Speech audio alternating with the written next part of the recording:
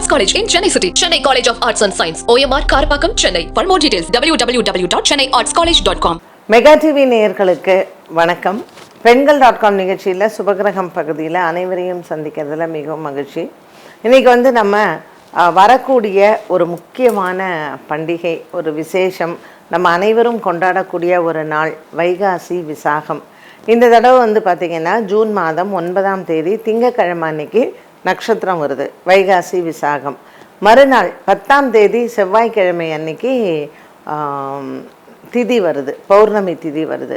So இது 9ஆம் தேதி கொண்டாடணுமா 10ஆம் தேதி கொண்டாடணுமான்னு நிறைய பேருக்கு கன்ஃபியூஷன். கோவில்கள் எல்லாமே பார்த்திங்கன்னா 9ஆம் தேதி, ஜூன் மாதம் 9ஆம் தேதி வைகாசி விசாகத்தில் சில கோவில்கள் கொண்டாடுறாங்க. பௌர்ணமி அன்று, அதாவது செவ்வாய்க்கிழமை கொண்டாடுறவங்க ஒரு சிலர் இருக்காங்க. ஸோ இந்த வைகாசி விசாகத்தினுடைய சிறப்பு என்ன, நம்ம வீட்டில் அது எப்படி முருகப்பெருமானை நாம் கொண்டாடலாம், நமக்கு எப்படி ராமநவமி, கிருஷ்ண ஜெயந்தி, நரசிம்ம ஜெயந்தி இப்படி பிறந்த நாட்கள் கொண்டாடுகிறோமோ, இறைவனினுடைய பிறந்த நாட்கள், வைகாசி விசாகம் அப்படிங்கிறதும் முருகப்பெருமான் பிறந்த நாள் தான். சிவபெருமான், அதாவது சிவபெருமான் எப்போவுமே எப்படின்னு கேட்டிங்கன்னா, அவர் நம்ம ரொம்ப அவருக்கு தபஸ் பண்ணும்போது நம்ம கேட்ட வரத்தை உடனே அளிக்கக்கூடியவர் சிவபெருமான். அப்படி 3 சகோதரர்கள் இருந்தாங்க, சூரபத்மன், தாரகாசுரன், சிங்கமுகன். இவங்க 3 பேருமே பயங்கரமான அதீத பக்தி சிவபெருமானிடத்தில் கடுமையான தபஸ் பண்ணி வரத்தை வாங்குறாங்க. அப்போ வரத்தை வாங்கும்பொழுது 3 உலகத்தையும் நாங்கள் ஆள வேண்டும் அப்படிங்கிற மாதிரி வரங்களை எல்லாம் வாங்குறாங்க. சூரபத்மனும் தாரகாசுரனும் தான் அவங்களுக்கு கிடைச்ச அந்த வரத்தை தவறாக பயன்படுத்த தொடங்குறாங்க. அப்போ தேவர்கள் எல்லாம் என்ன பண்ணுறாங்க, சிவபெருமானிடத்தில் போய் அழறாங்க. இந்த சூரபத்மன் ரொம்ப தேவர்களை எல்லாம் இம்சை பண்ணுறாங்க அப்படின்னு. ஸோ இவர் வரத்தை கொடுத்துருக்கார் இல்லையா. ஸோ சிவபெருமானுக்கு தாரகாசுரனையும் சரி சூரபத்மனையும் சரி அழிக்கிறதுக்கான அந்த இது இன்னுமே அவருக்கு அந்த பலம் தேவைப்பட்டது. அப்போ அவர் என்ன பண்ணுறார், அவருக்கே 5 முகம் சிவபெருமானுக்கு. அந்த 6வது முகமான அவர், அதாவது 5 முகம், அந்த 6வது முகம் சித்தர்கள் மட்டுமே அறியக்கூடிய ஒரு உள்ளிடத்தில் இருக்கக்கூடிய ஒரு முகம். அந்த 6வது முகத்திலிருந்து அவர் என்ன பண்ணுறாரு, ஒரு அக்னி ஜுவாலையை அவர் உருவாக்கி 6 தீ பொறிகளாக அந்த ஜுவாலையிலிருந்து வருது.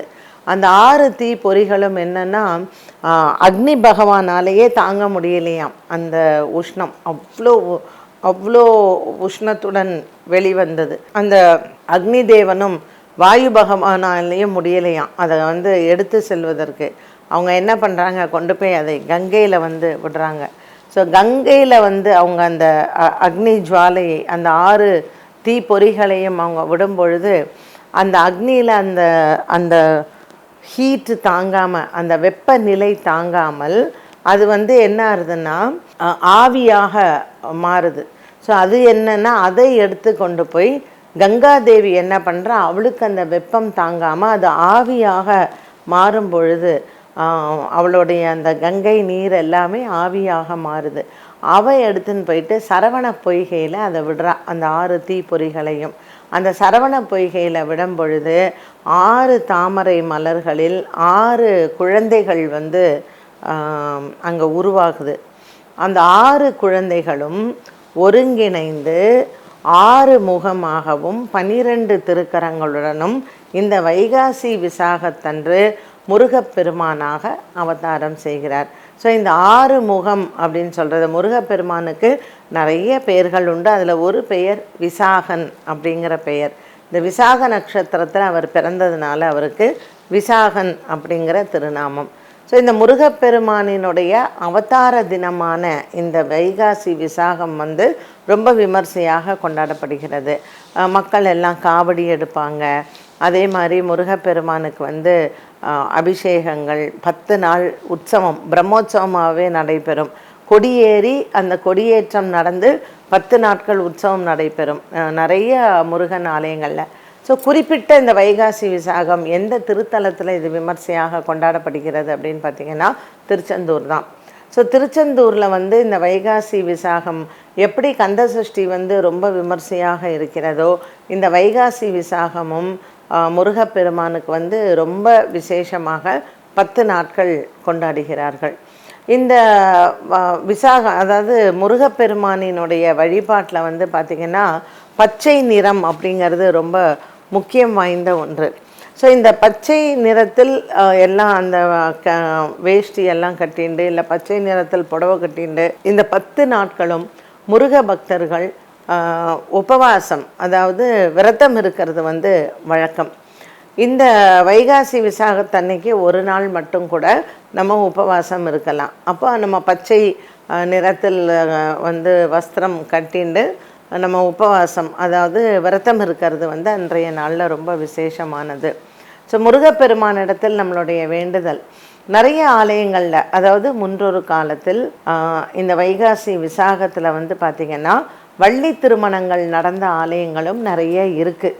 இன்றும் சில ஆலயங்களில் அதை வந்து பழக்கத்தில் இருக்கத்தான் செய்கிறது இந்த வள்ளி திருமணம் அப்படிங்கிறது. ஸோ இந்த வள்ளி திருமணத்தில் வந்து அன்றைய நாளில் முருகப்பெருமான் தேனும் தினைமாவும் வைத்து வள்ளியை வந்து திருமணம் செய்ததாகவும், அவருக்கு தேனும் தினைமாவும் நெய்வேத்தியத்திற்காக செய்ததாகவும் புராணங்கள் வந்து சொல்லுகின்றன. ஸோ இந்த கந்தரை, அதாவது முருகனை வந்து எந்த நேரத்தில் வேணாலும் நாம் வந்து வழிபாடு செய்யலாம். அவரை எந்த கூப்பிட்ட குரலுக்கு உடனே ஓடி வருபவன் தான் வந்து நம்மளுடைய முருகப்பெருமான். அதான் வருவான் வடிவேலன் அப்படின்னு ஒரு திரைப்படம் கூட உண்டு. முருகனை பற்றி சொல்லணும்னா அவனுடைய அழகாக இருக்கட்டும், முருகனினுடைய அதாவது அந்த பெயரே நம்ம வந்து சொல்ல சொல்ல ரொம்ப இனிக்குது அப்படின்னு சொல்லுவாங்க. ஸோ இந்த முருகப்பெருமானினுடைய அந்த 6 முகங்களுக்கும் 12 திருக்கடங்களுக்குமே வந்து அந்த இம்பார்ட்டன்ஸ் வந்து கந்த புராணத்தில் வந்து சொல்லப்பட்டிருக்கிறது. ஸோ சூரபத்மனை அழித்து தேவர்களை விடுவித்து சேவலையும் மயிலையும் அவர் வந்து கொடியில் இணைத்தது அப்படிங்கிறது நம்ம கந்தசஷ்டியில் வந்து நம்ம பார்க்குறோம் இல்லையா. ஸோ அதற்கெல்லாமே ஒரு இந்த வைகாசி விசாகத்தில் வந்து பார்த்திங்கன்னா இதனுடைய தொடர்புகள் நமக்கு அந்த புராண கதைகளை எடுத்துட்டோம்னா ஒன்று இணைந்த ஒன்றாக இந்த கதைகளினுடைய தொடர்பை வந்து நம்ம பார்க்கலாம். எல்லா புராணங்களையுமே நீங்கள் எடுத்துக்கொண்டால். ஸோ வைகாசி விசாகத்தில் அதுவும் அந்த பௌர்ணமி, ஸோ விசாக நட்சத்திரத்தில் சந்திரன் சஞ்சாரம் செய்யக்கூடிய இந்த நாள், இந்த விசாக நட்சத்திரத்தினால தான் இந்த மாதமும் வைகாசி அப்படின்னு சொல்லப்படுகிறது. சைவர்கள் மட்டுமல்லாமல் பௌத்த மதத்தை சேர்ந்தவர்களும் இந்த வைகாசி விசாகத்தை விமர்சையாக கொண்டாடுகிறார்கள். ஸோ பௌத்த மதத்தில் இது என்ன விசேஷம் அப்படின்னு கேட்டிங்கன்னா, புத்தருக்கு வந்து அன்றைய தினம்தான் வந்து அவருக்கு அந்த தீட்சை கிடைச்சது. அவருக்கு போதி மரத்துக்கடியில் புத்தருக்கு ஞானம் கிடைத்த நாள் இந்த வைகாசி விசாகம்னு சொல்கிறது. வைணவர்கள் இதை எப்படி கொண்டாடுகிறார்கள்னா, நம்மாழ்வார் பிறந்த தினம், ஆழ்வார் திருநகரி, திருநெல்வேலி மாவட்டத்தில் ஆழ்வார் திருநகரியில் புளிய மரத்துக்கடியில் அந்த பொந்துக்குள்ள நம்மாழ்வார் இருந்தார் இல்லையா. அவர் வந்து 9 வயது வரையில் அவர் பேசலை, சாப்பிடலை, தூங்கலை, ஒன்றுமே ஒரு ஜடம் மாதிரி தான் அவர் வந்து இருந்தார் நம்மாழ்வார். ஸோ நம்மாழ்வார் பிறந்த அவதார நட்சத்திரம் வந்து இந்த வைகாசி விசாகம். ஆழ்வார் திருநகரி அதில் இருக்கக்கூடிய நம்மாழ்வார் ஆலயம், அது திவ்ய தேசம். ஸோ நம்மாழ்வார் வந்து பெருமாளை பாடியிருக்கிறார். அந்த ஆலயத்திலையுமே வந்து பார்த்திங்கன்னா ரொம்ப பெரிய பெருமைகள் உண்டு. அங்கே தாமிரபரணி ஆற்றை காய்ச்சி அதில் வந்து அந்த தாமிரபரணி ஆறு வந்து அந்த ஆவியில் அந்த தண்ணியை வந்து கொதிக்க வைத்து அதில் காய்ச்சி அதில் எடுக்கப்பட்ட ராமானுஜரின் விக்கிரகம் ஆழ்வார் திருநகரியில் இருக்கிறது. அது ரொம்ப விசேஷமான ஒரு விக்கிரகம். ஸோ இப்படி வைணவர்களாக இருக்கட்டும், பௌத்த மதத்தை சேர்ந்தவங்களாக இருக்கட்டும், இல்லை சைவ மதத்தை சேர்ந்தவர்களாக இருக்கட்டும், வைகாசி விசாகம்னு சொல்லக்கூடிய இந்த பௌர்ணமியானது மிக விசேஷமான ஒரு நாள். ஸோ குழந்தை பாக்கியம் வேண்டுவோர், திருமண தடை இருப்போர், குடும்பத்தில் கடன் பிரச்சனை இருப்பவர்கள், ஏதோ ஒன்று நமக்கு வந்து ஒரு ஆரோக்கியம், ஆயுள், இப்படி எதுவாக இருந்தாலும் வைகாசி விசாகத்தன்று முருகனை வணங்கினாலும் சரி, புத்தரை வணங்கினாலும் சரி, நம்மாழ்வாரை வணங்கினாலும் சரி, எல்லாமே சேரும் இடம் ஒன்றுதான். அதனால் இந்த நாள் நம்மளுடைய முக்திக்கும் சரி, நம்மளுடைய பக்திக்கும் சரி ரொம்பவுமே சிறப்பு வாய்ந்த ஒரு நாளாக கருதப்படுகிறது. இதில் யாரை வேணாலும் நீங்கள் வணங்கலாம். நம்மளுடைய பக்திக்கு நம்ம எப்படி வணங்கினாலும் இறைவன் ஏற்றுக்கொள்வது தான். ஸோ இன்றைய பதிவில் வைகாசி விசாகத்தினுடைய தனிச்சிறப்பை பார்த்தோம். மற்றொரு பதிவில் சந்திக்கும் வரை நன்றி, வணக்கம். Best Arts College in Chennai City. Chennai College of Arts and Science. OMR Karpakkam, Chennai. For more details, www.chennaiartscollege.com.